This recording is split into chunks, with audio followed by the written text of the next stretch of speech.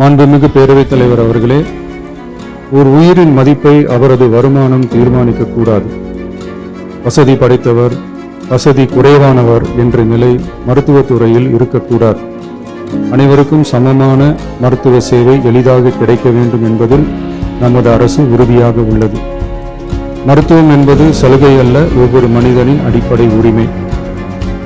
ஒரு மனிதனின் உயிரை காப்பாற்றுவதில் தாமதமாகும் ஒவ்வொரு நொடியும் மிக கொடியது.